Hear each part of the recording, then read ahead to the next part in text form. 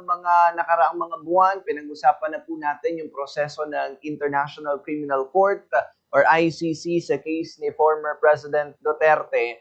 Napakontak lang ako to ask, I hope na pakinggan niyo po yung pahayag ni VP Sara na ang ICC daw po ay tuta ni President Marcos at ni former Senator Trillanes.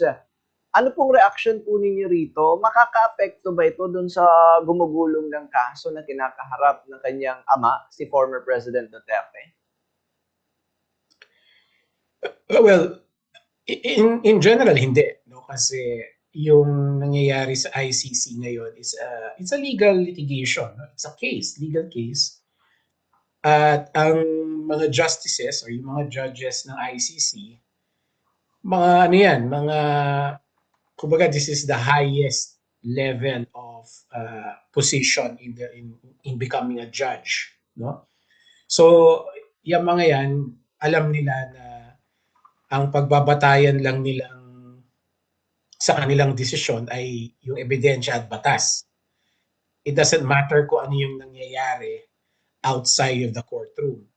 So, kahit anong sabihin ng kahit sino man, kahit yung Pangulo ng Estados Unidos, yung Secretary of State ng Estados Unidos, they will not be affected. No? So, the ICC case will proceed according to the evidence presented by both prosecution and defense, and kung ano yung batas na nag-a-apply, which is the Rome Statute. So, kahit ano pang mga rally-rally gawin sa harap ng ICC, walang epekto yan. Okay. Pero balikan ko lang ng konti, attorney. Nung unang nag-uumpisa pa lamang yung case ni former President sa ICC, yung nag-request yung defense, dati si Attorney Kaufman pa, yung lead ng defense ni former President Duterte. Nung nag-request sila ng temporary na makalabas si former President Duterte, nung mga panahon na yon, doon ba may epekto yung mga magiging pahayag ng mga pamilya neto ni former President Duterte, attorney? Kasi parang naalala ko during those time, parang binanggit ng ICC na isa sa mga reason dahil ma-impluwensya yung pamilya ni former President Duterte at dahil na rin sa mga naging pahayag ng kanyang mga anak nung panahon na yon compared today. Alam mo, tama ka dyan. No? So, magandang tinanong mo yun so that I can clarify my answer. Kasi I think I'm supposed to say, or at least I wanted to say, na yung mga rallies, kahit kung ano man ang sabihin ng mga tao doon sa rally, will not pressure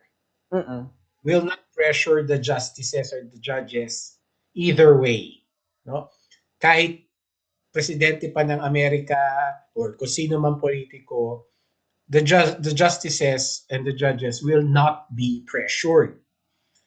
However, tama ka, yung mga pangyayari sa politika natin, which includes yung behavior ng mga politicians natin, kasama na doon yung mga anak ni dating Pangulong Duterte dahil politician sila, that can be taken notice of by the justices, no?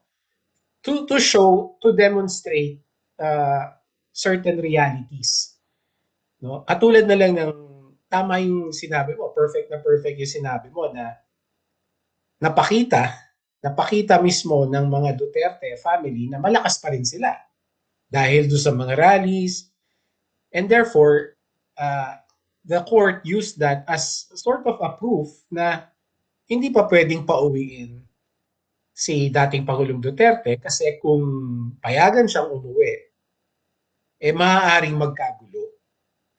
At syempre ayaw ng korte yun. So, yun ang magandang clarification yun na they will not be pressured either way, kung ano man, but certainly they will always be aware doon sa mga nangyayari sa labas ng korte, and that can be used as part of their decisions.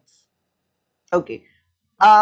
Sa pagkakaalala po ninyo on your knowledge, attorney, sa batas, sa international law, sa ICC, wala namang violation, di ba? Kung magpahayag ka ng publicly na mga statements against an international court.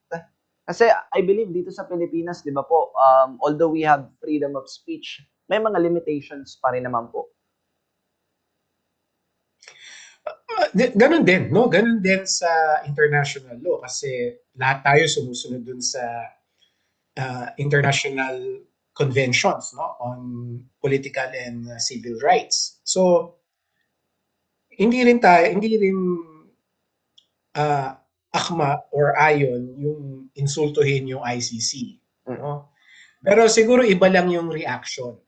Sa palagay ko yung ICC mas sila hindi sila pikon, no? Hindi sila mabalis mapikon, no? So hindi katulad sa atin, yung mga judges natin mabilis mapikon at mabilis din na mag-react, no? So I think the law, the rules are the same sa bansa natin at sa international law kasi pareho naman tayo sumusunod dun sa conventions. Iba lang siguro yung magiging reaction. Yung ICC sa palagay ko will probably just ignore yung mga ganong pag-iinsulto sa kanila. Parang yung sinabi, tuta sila ni Marcos. Unless of course talagang personalan na, like inaatake na yung pamilya nila or yung mga kasamahan nila, I think that will be crossing the line. Pero kung yung mga ganong insulto lang na tuta, ganyan, they will probably just make a clarification and not take it any further.